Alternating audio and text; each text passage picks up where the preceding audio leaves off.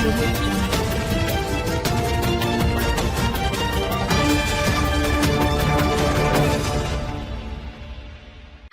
मैं प्रिया, आप देख रहे हैं आंचलिक खबरें। अपनों की खबर आप तक। आइए नजर डालते हैं दिन भर की टॉप 10 पर। महाकुंभ में पीएम मोदी के आगमन को लेकर सुरक्षा के कड़े इंतजाम। संगम में स्नान कर मां गंगा की पूजा करेंगे प्रधानमंत्री। प्रयागराज में महाकुंभ मेले के दौरान प्रधानमंत्री नरेंद्र मोदी आज संगम में स्नान करेंगे और मां गंगा की पूजा करेंगे। वे करीब 2 घंटे शहर में रुकेंगे। उनके आगमन को लेकर प्रशासन ने व्यापक तैयारियां की है। हरेल क्षेत्र में विशेष सुरक्षा अलर्ट जारी है, जहां एसएसजी, पुलिस, पीएस और आरआरएफ के जवानों की तैनाती की गई है। प्रधानमंत्री के साथ मुख्यमंत्री योगी आदित्यनाथ और कई मंत्री भी मौजूद रहेंगे। मेलाधिकारी विजय किरण आनंद ने बताया कि सभी तैयारियां पूरी कर ली गई है। कुंभ नगरी और शहर में संदिग्ध गतिविधियों पर कड़ी नजर रखी जा रही है। पीएमओ ने बताया कि तीर्थ स्थलों में विकास के लिए प्रधानमंत्री लगातार कदम उठा रहे हैं। 13 दिसंबर 2024 को उन्होंने 5,500 करोड़ की 167 परियोजनाओं का उद्घाटन किया था। 2019 में महाकुंभ में भी उन्होंने गंगा स्नान कर सफाई कर्मियों का सम्मान किया था। दिल्ली विधानसभा चुनाव 2025, 1.56 करोड़ मतदाताओं का मतदान आज। 699 उम्मीदवारों की किस्मत आज ईवीएम में होगी कैद। दिल्ली विधानसभा चुनाव 2025 में आज मतदान हो रहा है, जिसमें 1.56 करोड़ मतदाता 699 उम्मीदवारों की राजनीतिक किस्मत तय करेंगे। मतगणना 8 फरवरी को होगी, जिसमें यह तय होगा कि दिल्ली की सत्ता अगले 5 वर्षों के लिए किसके हाथों में जाएगी। राजधानी में 1,56,14,000 मतदाता नई सरकार चुनने के लिए पात्र हैं, जिनमें 83,76,173 पुरुष, 72,36,560 महिलाएं और 1,267 अन्य मतदाता शामिल हैं। 70 विधानसभा सीटों पर मतदान के लिए 13,033 केंद्र बनाए गए हैं। इस बार 96 महिला उम्मीदवार मैदान में हैं। सबसे ज्यादा 23 प्रत्याशी नई दिल्ली सीट पर है, जहां से पूर्व मुख्यमंत्री अरविंद केजरीवाल आम आदमी पार्टी के टिकट पर चुनाव लड़ रहे हैं।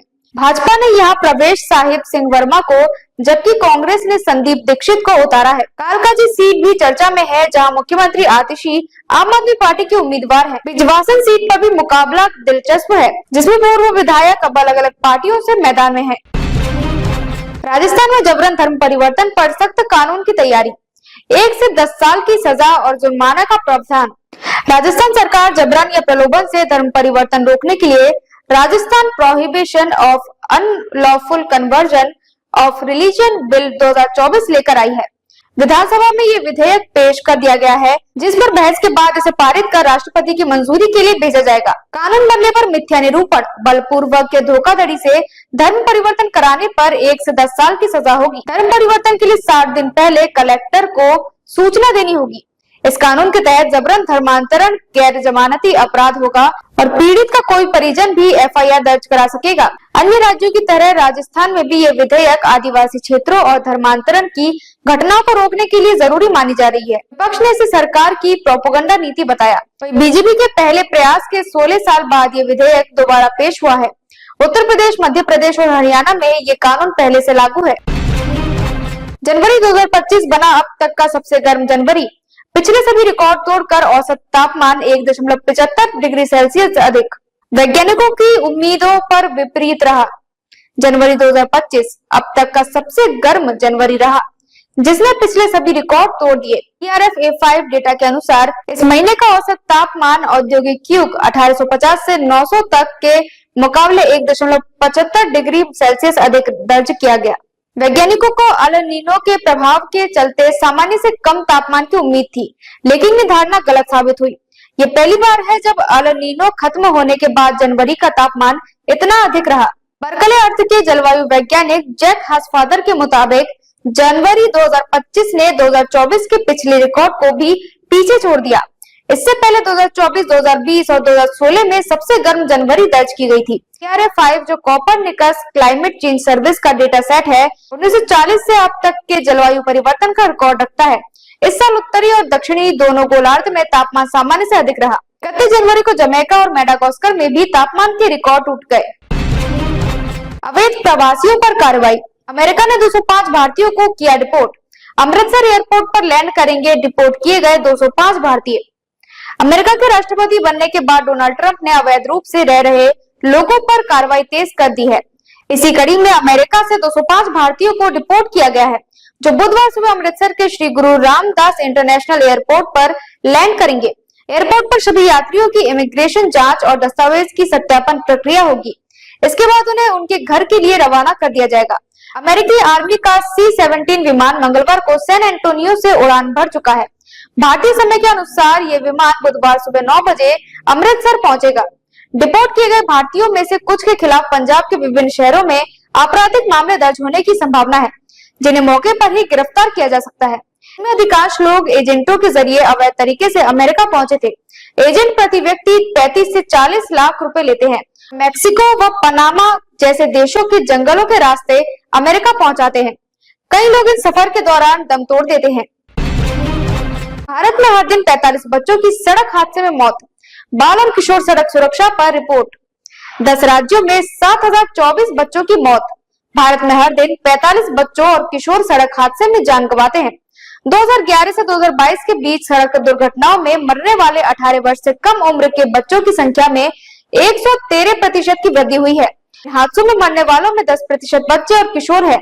बंगलुरु स्थित राष्ट्रीय मानसिक स्वास्थ्य और तंत्रिक विज्ञान संस्थान यूनिसेफ की रिपोर्ट के अनुसार भारत में बच्चों की मौत का प्रमुख कारण सड़क दुर्घटनाएं हैं। विशेषज्ञों ने बाल यात्रियों की सुरक्षा को लेकर चिंता जताई है। देश में सबसे ज्यादा बिकने वाले 25 कारों में से 50% को बाल सुरक्षा के लिहाज से 3 या उससे कम रेटिंग मिली। 2011 से 2022 के बीच में 14 से 17 वर्ष आयु वर्ग में 75% हादसे हुए। 50% बच्चों की मौत दुर्घटना स्थल पर ही हो गई, जबकि 21% की सिर पर चोट और 20% निचले अंगों के नुकसान से मौत हुई। डॉक्टर जोया अली रिजवी के अनुसार बाल सड़क सुरक्षा को मजबूत करने के प्रयास जारी हैं। केजरीवाल के खिलाफ शाहबाद पुलिस स्टेशन में मामला दर्ज। हिंदू धार्मिक भावनाओं को ठेस पहुंचाने का आरोप।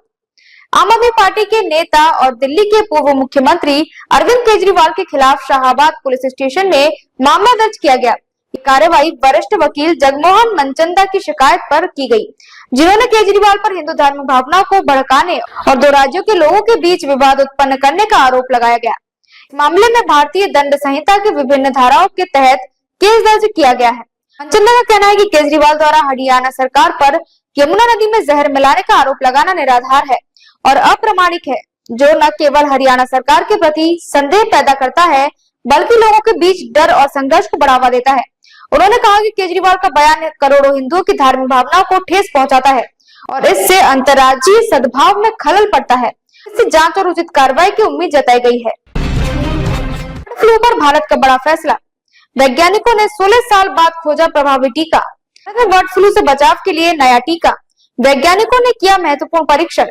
भारत ने बर्ड फ्लू वायरस के खिलाफ एक टीका विकसित करने में सफलता प्राप्त की है, जो दुनिया में सबसे घातक संक्रमणों में से एक है। केरल में 10 दिन पुराने भ्रूण युक्त मुर्गी के अंडे से इस वायरस को पकड़ा गया है, फिर महाराष्ट्र में निष्क्रिय किया गया और कर्नाटक में परीक्षण के बाद टीके की खोज की गई। ये वायरस म्यूटेशन के बाद कोरोना की तरह इंसान से इंसान में फैलने की क्षमता रखता है और इसकी मृत्यु दर बहुत अधिक है। 10% से ज्यादा मामलों में मृत्यु हो चुकी है। 2003 से अब तक 24 देशों में 954 मानव संक्रमण मामले सामने आए, जिनमें 464 मौतें हुई। भारतीय वैज्ञानिकों ने इस वायरस पर अध्ययन किया, mRNA तकनीक से टीका विकसित किया। इस टीके का परीक्षण खरगोशों और मुर्गियों पर हो रहा है और ICMR ने प्राइवेट कंपनियों से आवेदन मांगा है। हेमंत सोरेन ने केंद्र पर साधा निशाना। बकाया रुपये के लिए कानूनी लड़ाई का ऐलान। झारखंड में कोयला खदानों पर कब्जे की चेतावनी। हेमंत सोरेन ने कहा, अंधेरे में डुबो देंगे देश। मुख्यमंत्री हेमंत सोरेन ने मंगलवार को झामुमो के 53वें संस्थापक दिवस पर केंद्र सरकार पर तीखा हमला किया। उन्होंने कहा कि झारखंड को बकाया 1,36,000 करोड़ रुपए को लेकर कानूनी लड़ाई लड़ी जाएगी और यदि आवश्यकता हुई तो कोयला खदानों को बंद कर देश को अंधेरे में डुबो दिया जाएगा। हेमंत ने कहा कि बंद खदानों पर कब्जा किया जाएगा यदि केंद्र ने जमीन मालिकों को उनका हक नहीं दिया। झारखंड की उपेक्षा के लिए उन्होंने केंद्र सरकार की आलोचना की और बजट में राज्य को नजरअंदाज करने का आरोप लगाया। पूर्व मंत्री बेबी देवी की हार पर उन्होंने कहा कि पेड़ अभी खड़ा है, नए पत्ते आएंगे। कल्पना सोरेन ने हेमंत सोरेन को जेल भेजे जाने की साजिश को नाकाम बताते हुए कहा कि जो जेल गया वह हेमंत था, लेकिन जो बाहर आया वह गुरुजी है। योगेंद्र प्रसाद ने कहा कि भाजपा और आजसू ने झारखंड में उत्पात मचाया है। पश्चिम विक्षोभ से उत्तर भारत में ठंड का आगमन। बारिश की संभावना। पंजाब, हरियाणा और राजस्थान में मौसम में बदलाव, बारिश की संभावना। उत्तर प्रदेश में मौसम में बदलाव देखा जा रहा है, जहां पश्चिम विक्षोभ के कारण ठंड का पुनरागमन हुआ है। उत्तर प्रदेश, राजस्थान, बिहार और अन्य राज्यों में फिर से सर्दी बढ़ गई है। मंगलवार को दिल्ली में हल्की बारिश हुई, जिससे न्यूनतम तापमान में गिरावट आई। मौसम विभाग के अनुसार 5 फरवरी को कई राज्यों में बारिश की संभावना बनी हुई है। दिल्ली में मौसम साफ रहेगा, हालांकि दिन भर बादल रहेंगे और हल्की धूप दिखेगी। अधिकतम तापमान 25 डिग्री सेल्सियस और न्यूनतम तापमान 10 डिग्री सेल्सियस रहने की संभावना है। उत्तर प्रदेश में पश्चिम विक्षोभ का प्रभाव दिखेगा, हल्का कोहरा और धुंध भी हो सकती है। बिहार में ठंडी पछुआ हवा के कारण हल्की ठंड बढ़ेगी, जबकि जम्मू कश्मीर, हिमाचल प्रदेश और उत्तराखंड में बर्फबारी और बारिश हो सकती है। पंजाब और हरियाणा में भी मौसम में बदलाव आने की संभावना है और राजस्थान में बारिश हो सकती है। तो देखते रहिए आपका अपना चैनल आंचलिक खबरें, अपनों की खबर आप तक।